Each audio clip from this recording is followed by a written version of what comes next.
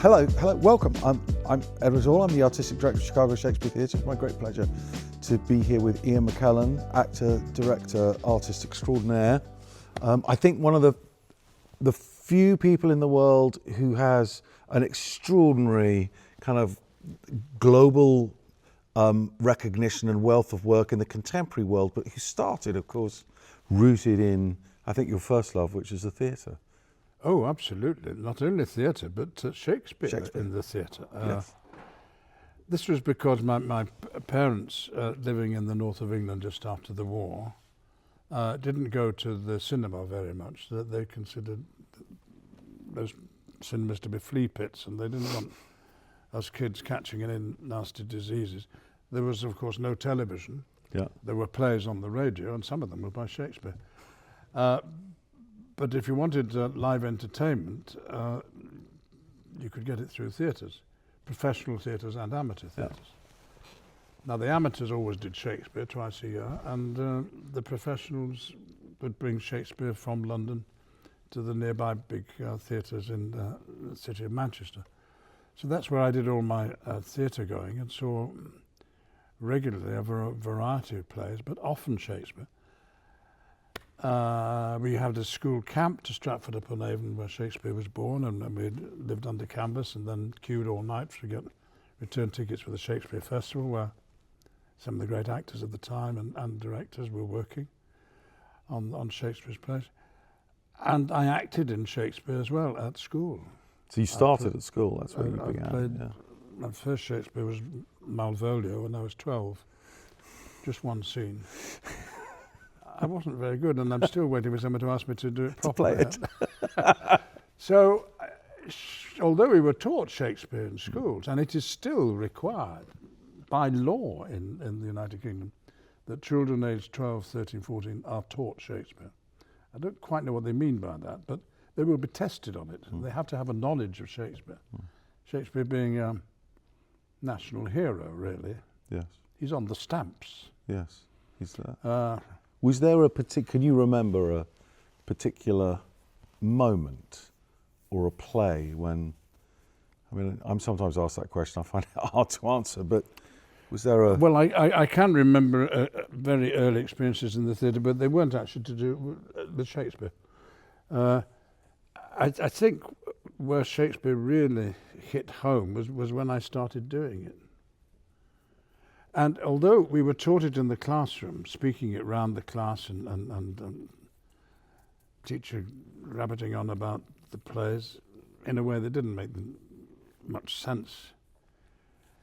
I think Shakespeare only really makes sense when he's performed. Well, I was performing Shakespeare in my spare time at school and beyond in amateur companies outside school. So it wasn't frightening. On the contrary, it was exciting. And the performances I saw up close were seasoned amateur actors who had probably played in more Shakespeare than many a professional. And that's what I thought I was going to do with my life. I was going to become a professional actor. You knew that? An amateur actor. I would be a teacher or something. It was only when I went to university and then met up with a lot of people who were as crazy about the theatre as I was, and were intending to go into the theatre, and subsequently had a huge impact on British theatre, Trevor Nunn being one of them, the man who took over the Royal Shakespeare Company and was the director of the National Theatre, director of Cats and Les Miserables. He was an undergraduate with me. Derek Jacobi, the great Shakespeare actor subsequently. And many others. So I sort of slid into being a professional actor. It hadn't been an intention from an early age, although I'd from an early age decided I wanted to, acting was going to be my hobby. It still is in a sense. Yeah, no, I love that. I always think about it as my hobby, and very lucky to be able to pursue it. Yeah, I do. If you don't know quite what you want to do with the day, you think, well, why don't I do a bit of Shakespeare? And I never feel like I go to work.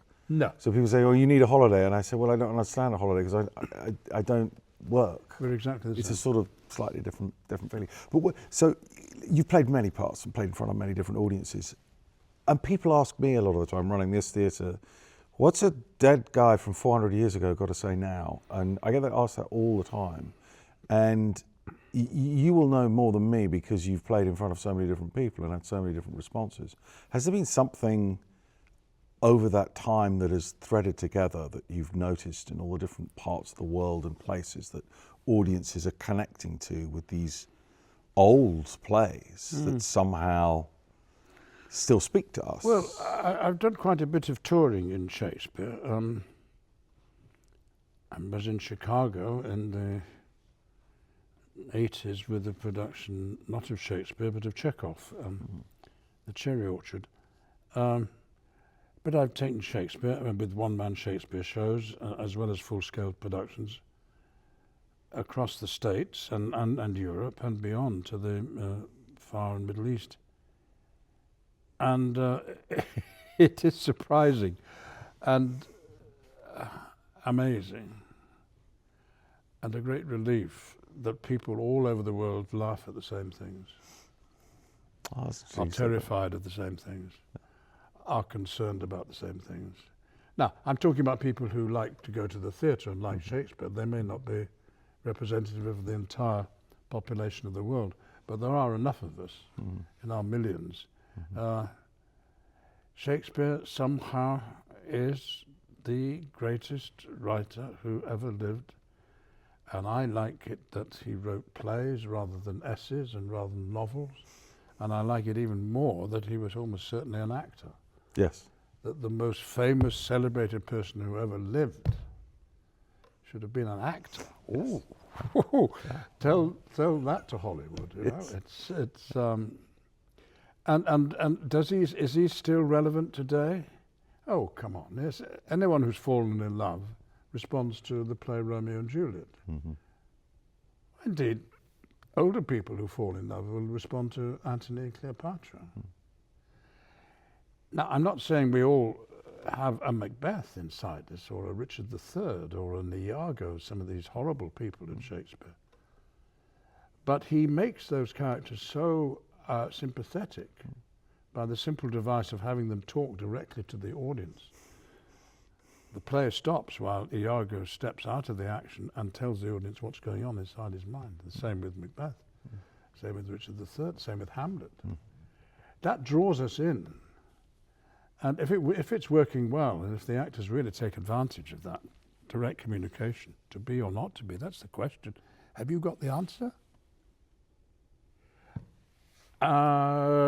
It doesn't matter that the play is about a royal family 1,000 years ago in a foreign land, or indeed a land that never existed, that is all made up. There's an immediacy, and I love it that Richard III, that marvellous play, begins with the word. What's the first word? Now. Now. Now. You know, we all gather in the theatre, the lights go down, and an actor comes on and says, now. What? What now? Now. Yes, now. Right now. Us. Yeah. We're going to tell you a story and you're going to respond to it. Yes.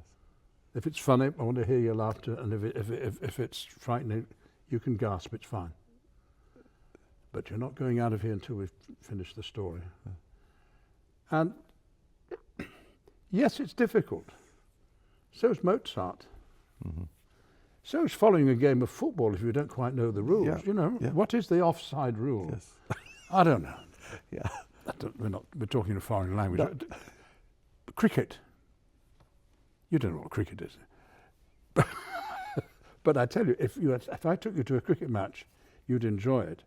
And if I took you to any production of any play by Shakespeare, if it's any good, you'll not only enjoy it, you'll come out a changed person.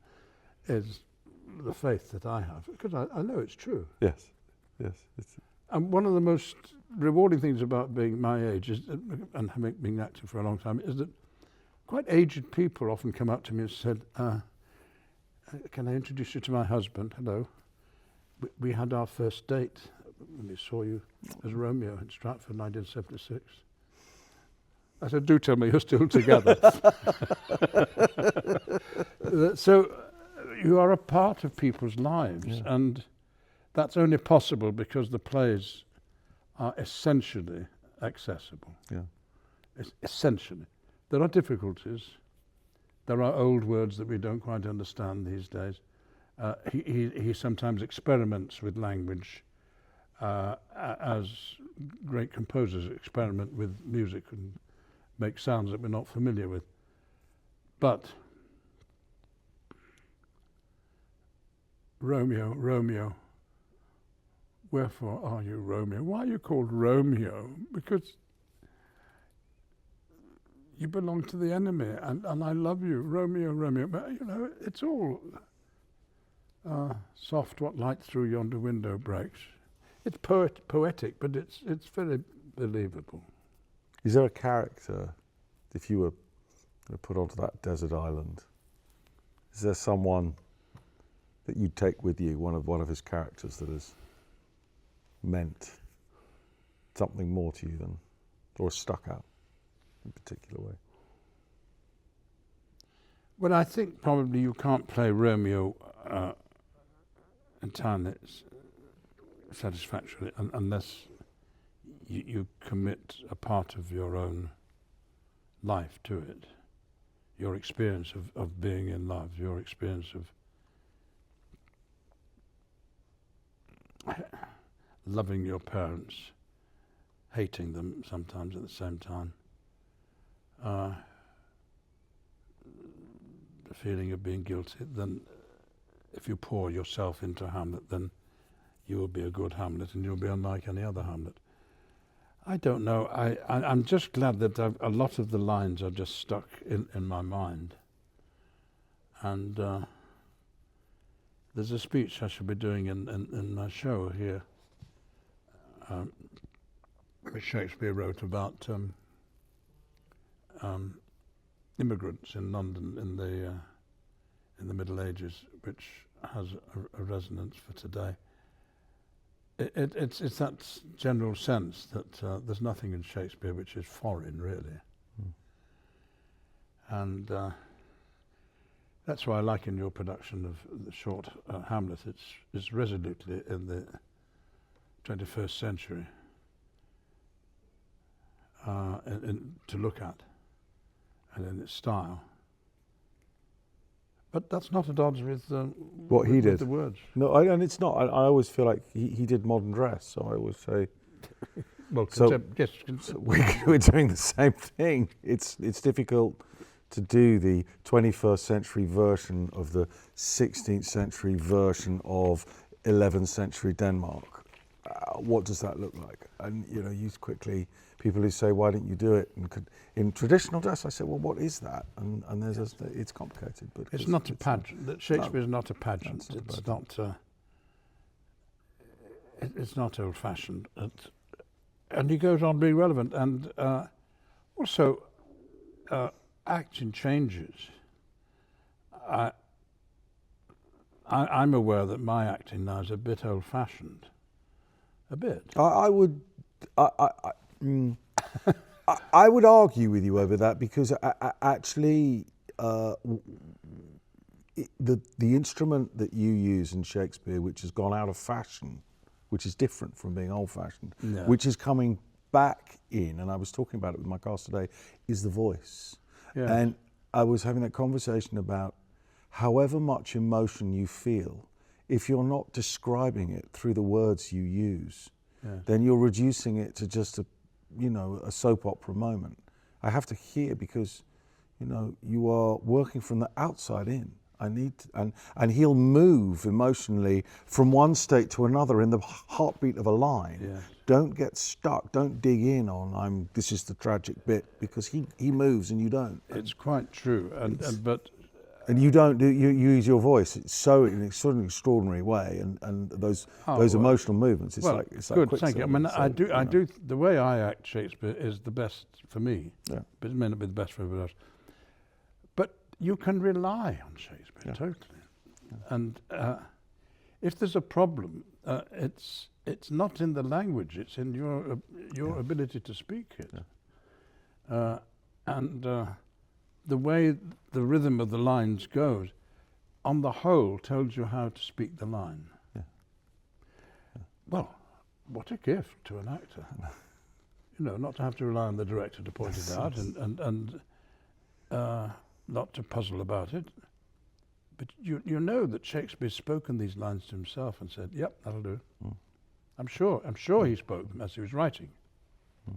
To be or not to be. That is the question. Discuss. Discuss. Audience. Yes. Tell me. Help me. Yeah. Yes. Yeah. And it was fun seeing your short Shakespeare when Hamlet was talking to the audience that one rambunctious, confident young man sitting near me shouted out a solution to Hamlet's dilemma. Wonderful. Yes. He said, "Shall I be revenged if I kill Claudius?" And a voice in the back said, "Yes." Yes. And his next lines were why that wouldn't be true. Yes. So yes, it was a great moment because I feel, I'd feel in that moment in the movies, Hamlet would just kill Claudius and it would be an Old Testament revenge story, and it would be great because the casualness of that would be everything, and he'd be right to do it. And on stage, it's something I think complicated.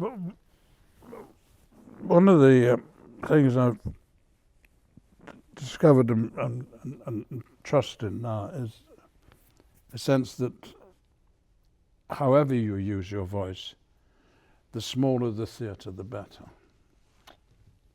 Yeah. Because if you're doing all this and making sure that people can hear the back of the gallery and you're gesturing and so on, here I'm beginning to sound a bit rhetorical. Yeah. Yeah. And Shakespeare speaks and doesn't shout very often. And to do that in a small theatre where you can speak lucidly and rapidly and quietly and loudly, the whole variety is available to you in a small theatre. Once you get above 500 people, it becomes something else. It becomes displayed a little bit. Well, that's true for me. How's it felt being in this theatre? I mean, this is our sort of our Shakespeare house, if you like. I mean, this is designed just for Shakespeare primarily. I've seen theatres like this, but actually, this is the one I like most. It feels as if you could hold the whole audience in your arms. Yeah. And there's probably a sweet spot where you could just, without moving, be seen clearly by everybody in the audience. Some of these thrust stages, it's difficult to know quite where you stand to deliver a soliloquy. But here you can get very intimate. And doing that surprising thing of talking to these people here and then talking to those people there, which your actors managed beautifully. I thought they were very in control of playing the house. The house, wonderful word, isn't it, for a theatre? I think it comes from Elizabethan theatre. Yeah. It's the sort of the public houses, the alehouses with the courtyards they used to play in at the beginning, and it became we're doing a play at the house. What's the house like? Public house. Public house. It was But a house, home. It's a Home. nice word for the place where we put on these plays and tell stories. Full house. Well, Front thank of you. house. Honestly, thank you for being here, and thank you for spending some time. Well, it's with us. been lovely Really, to be back in Chicago, and really. the Chicago, one can tell from outside and particularly inside, is remarkable architecturally. The art in this place, the dance in this place, the music of all sorts here, and Shakespeare. Still here, not going anywhere. No. And when you have so many young people coming in to be introduced and hear, listen to and enjoy Shakespeare's stories when they're young, what a gift you give them for life. And apart from the actors here who come and develop their skills under your guidance. It's all as it should be. I mean, every city in the world should have a theatre like this. Yeah. And Yes. we We feel very lucky to have it and Yeah. to be here, to be able to do what we do. And the future of Chicago and the citizens of Chicago, their perception of what the world is bound to be affected by Yes. the work you do here.